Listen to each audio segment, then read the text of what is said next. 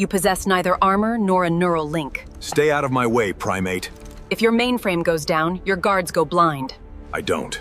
You look at a human and see soft skin, no natural armor, and a pathetic lifespan.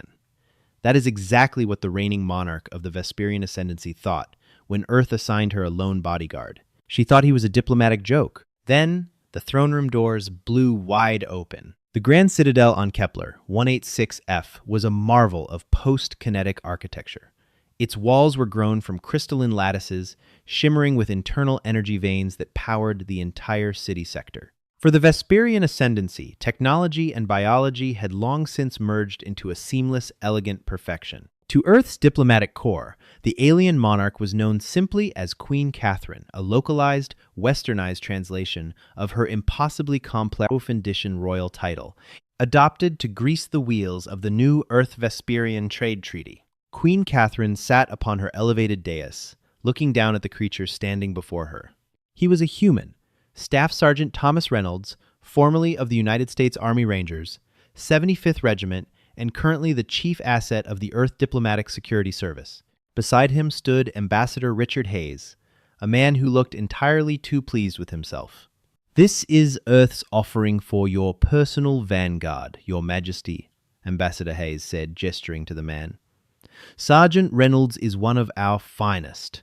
As per the security sharing agreement of the Kepler Accords, he will serve directly by your side." Catherine blinked her luminous violet eyes. She stood over 7 feet tall, her slender form shielded by an invisible subdermal kinetic barrier. Her own royal guard, commanded by a hulking Vesperian who had adopted the human moniker Griffin, flanked her. Griffin and his men were terrifying marvels of bioengineering plasma-laced nervous systems, carbon fiber reinforced bones, and neural links connected directly to the Citadel's defense mainframe. By comparison, Thomas Reynolds was violently underwhelming.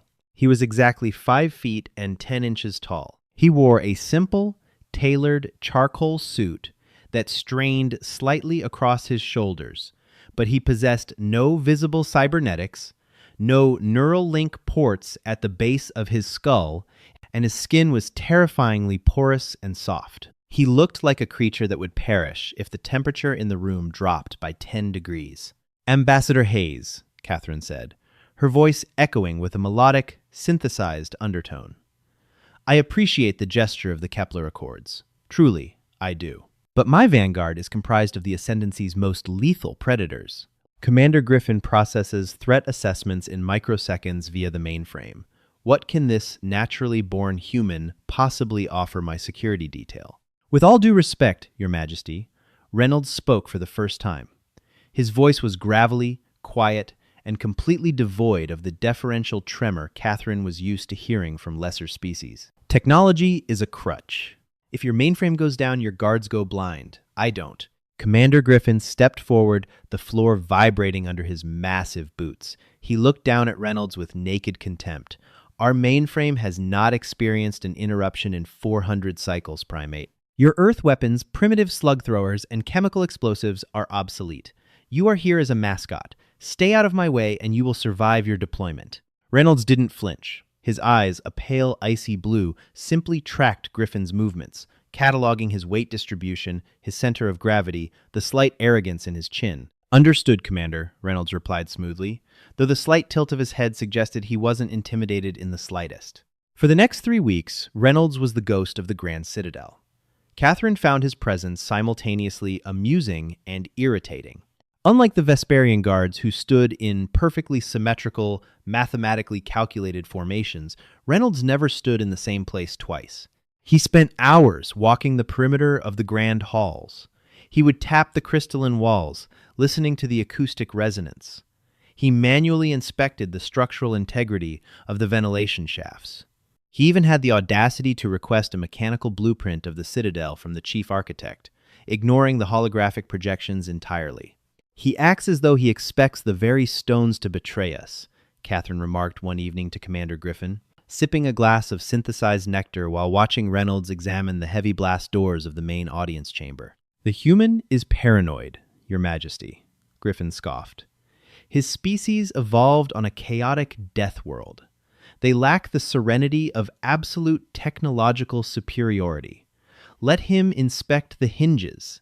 It keeps his primitive mind occupied. What neither Catherine nor Griffin knew was that Reynolds wasn't being paranoid. He was preparing.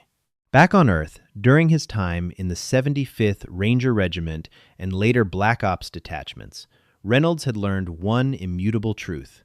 If something relies on a circuit, it can be broken. He had noticed the glaring flaws in the Vesperian security doctrine almost immediately. Their arrogance was their greatest vulnerability.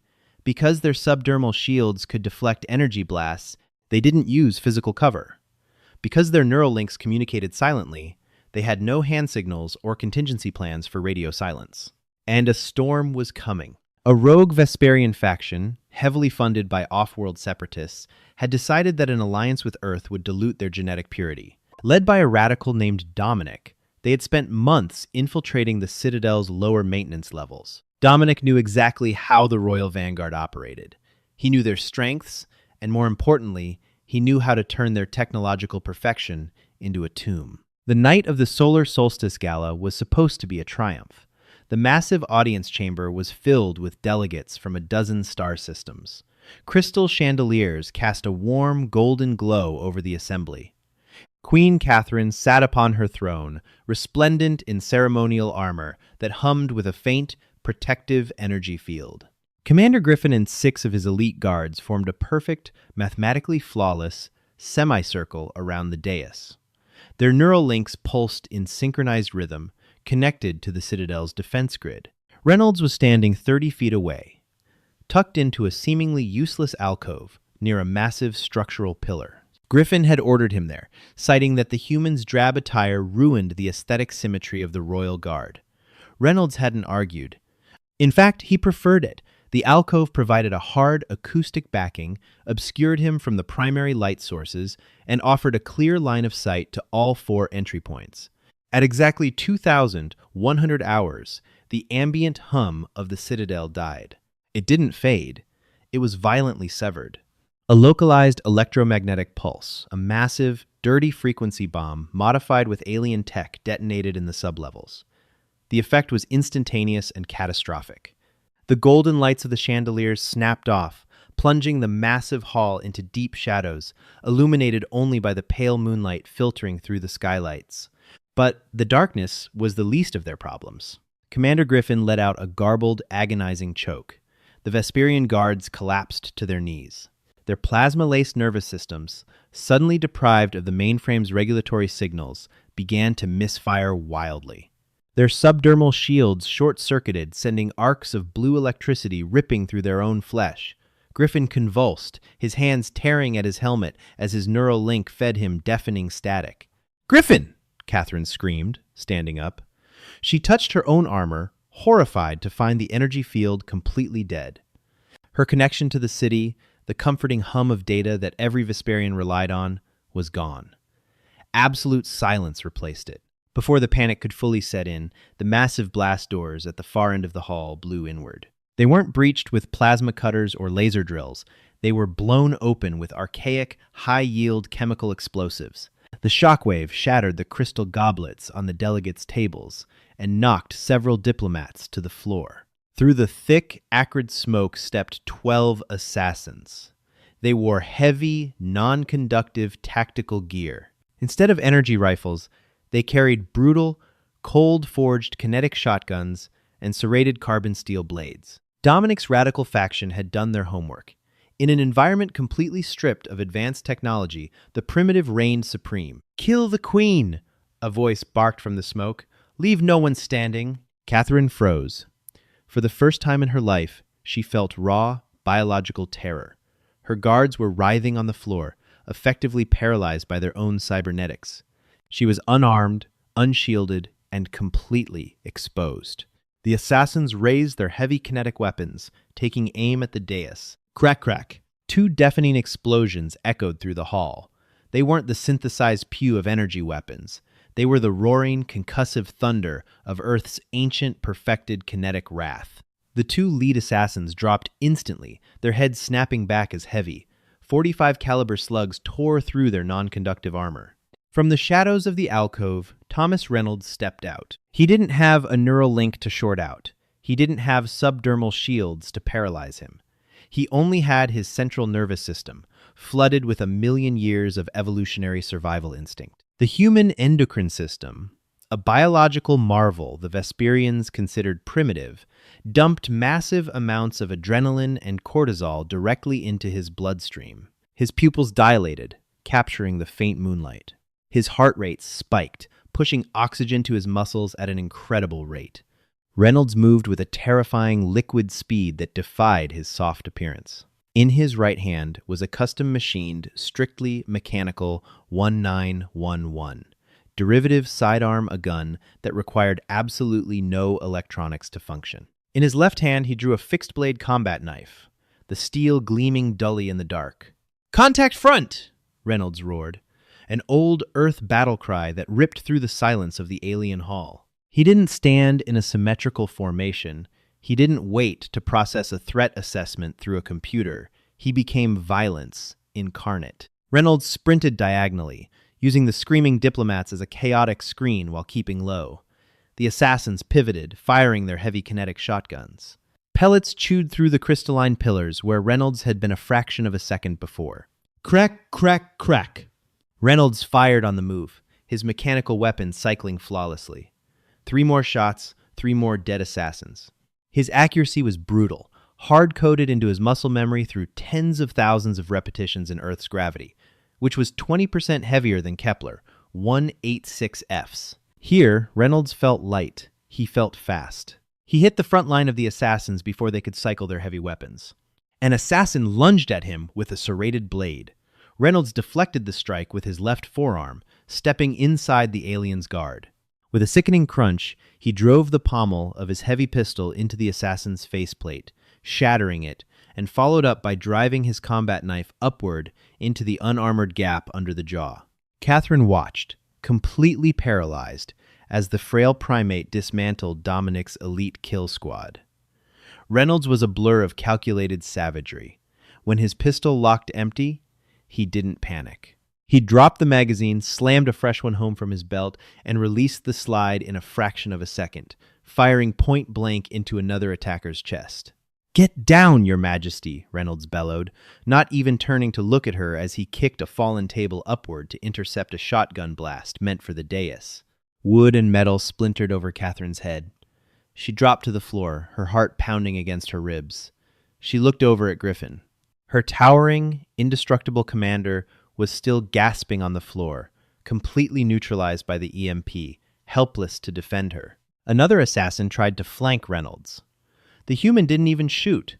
He threw his empty pistol directly at the attacker's face, a heavy chunk of earth steel that cracked the alien's visor. As the assassin stumbled, Reynolds closed the distance, sweeping the alien's legs out from under him and driving his knee into the creature's chest with enough force to crack ribs. 6 dead, 6 left.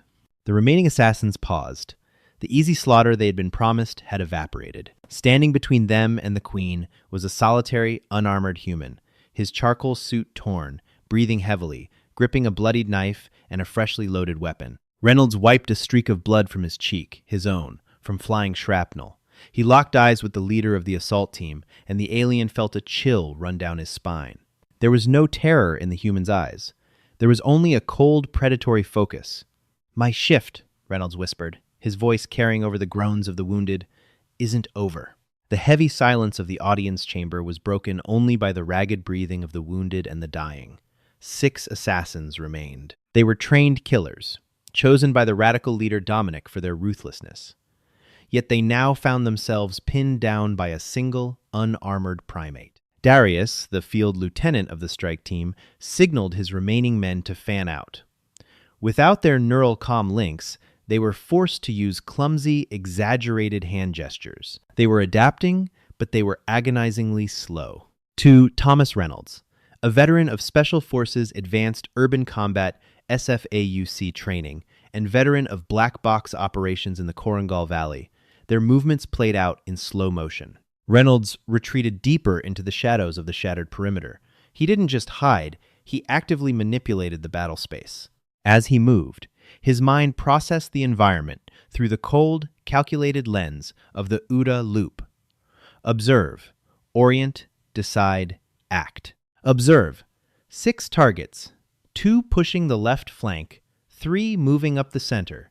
Darius holding back by the blasted doorway with a heavy repeater shotgun. Orient. The center targets were exposing their silhouettes against the moonlight pouring through the skylights. The left flankers were moving blindly through the debris of the VIP tables. Decide.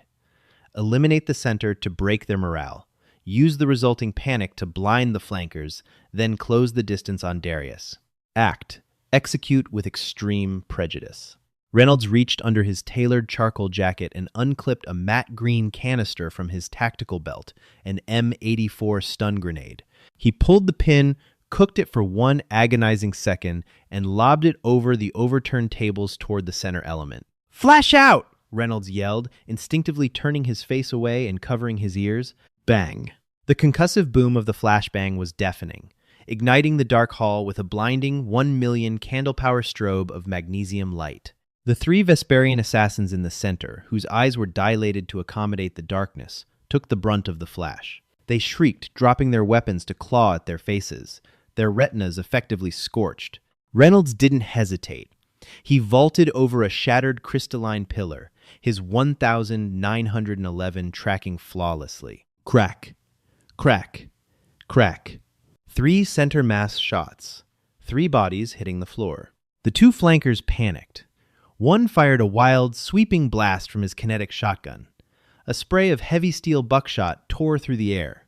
Reynolds twisted, but the spread was too wide. A pellet clipped his left shoulder, tearing through his suit jacket and gouging a deep, jagged trench through his deltoid muscle.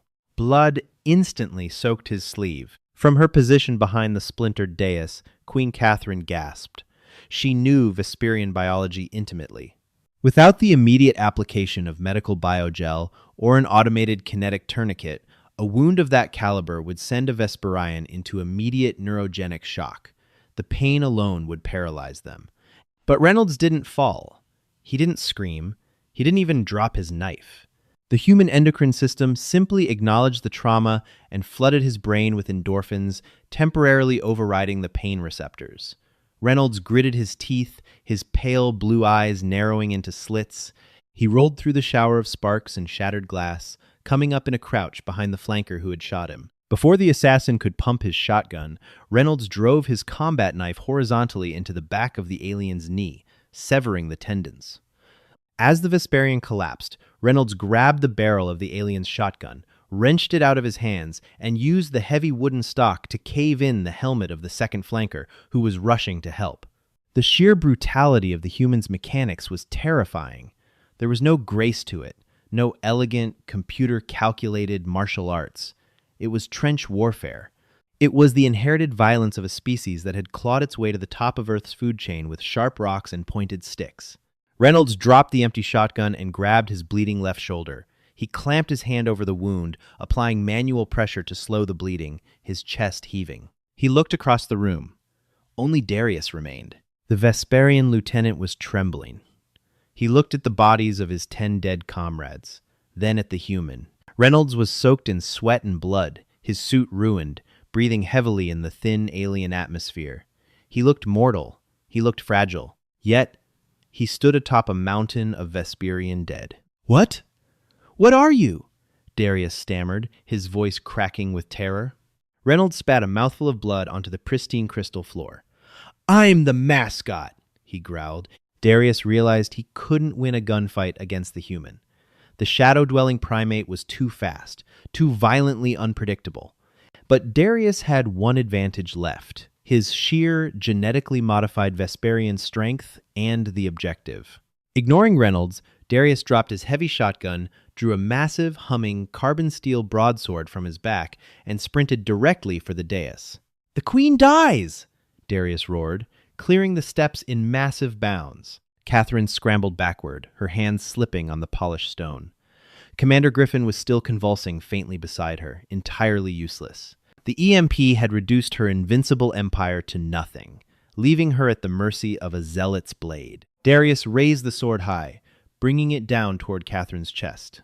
He never made it. Reynolds hit Darius like a freight train. He had sprinted the 30 feet across the blood-slicked floor, ignoring the burning agony in his shoulder, and launched his entire body weight into the Vesperian's midsection. The impact sent both men crashing off the dais and onto the floor below.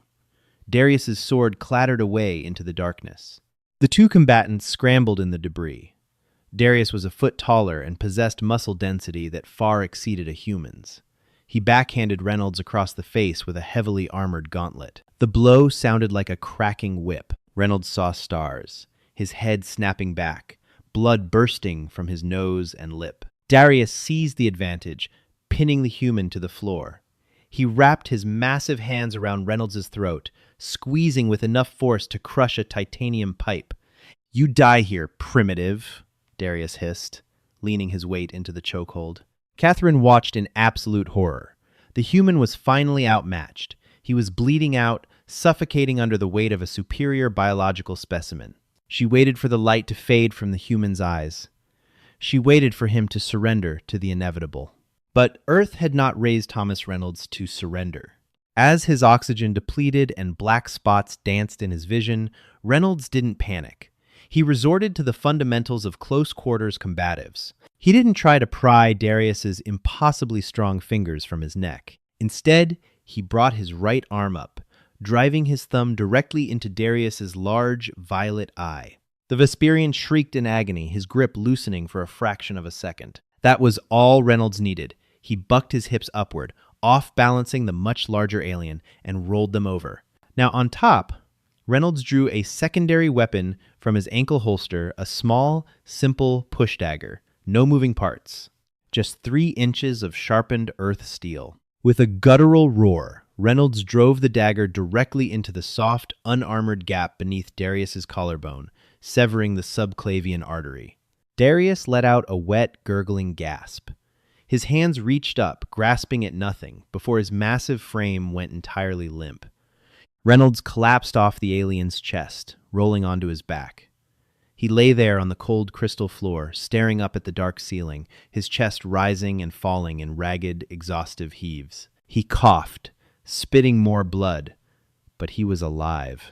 For a long moment, the only sound in the audience chamber was the dripping of blood and the human's heavy breathing. Then, deep within the bowels of the Grand Citadel, the analog backup generators finally kicked in. A low hum vibrated through the floorboards. The emergency lighting flickered to life, bathing the hall in a stark, sterile white glow. The Citadel's mainframe rebooted. Instantly, Commander Griffin and the Royal Guards gasped for air as their neural links reconnected and their cybernetics stabilized. Griffin pushed himself off the floor, his subdermal shields flaring back to life. He drew his plasma rifle, sweeping the room for threats, shouting orders to his men. But there were no threats left to neutralize. Griffin froze, his plasma rifle lowering as he took in the scene. The majestic audience chamber was a slaughterhouse. 11 elite assassins lay dead in pools of their own blood. The blast doors were in ruins. And sitting on the edge of the dais, looking like he had just been dragged through hell, was the human.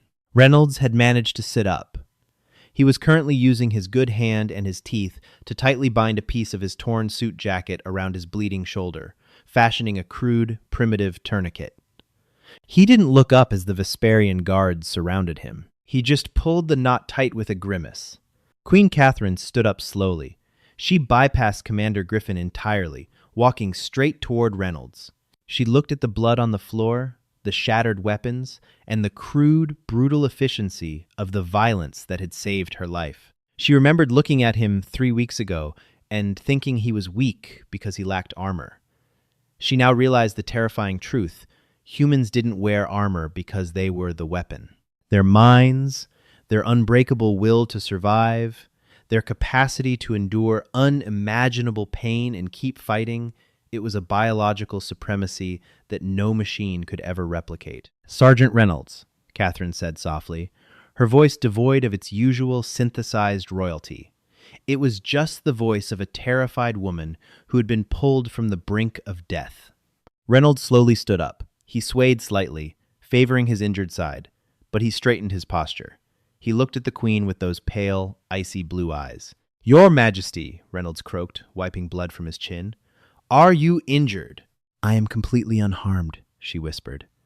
She looked at Commander Griffin, whose face was flushed with deep, agonizing shame. Then she looked back at the human. You saved my life. You saved the Ascendancy.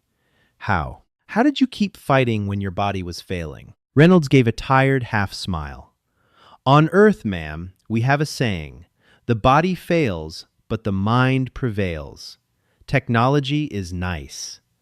But when the lights go out, you have to be willing to get your hands dirty. Catherine nodded slowly, a profound respect settling in her chest.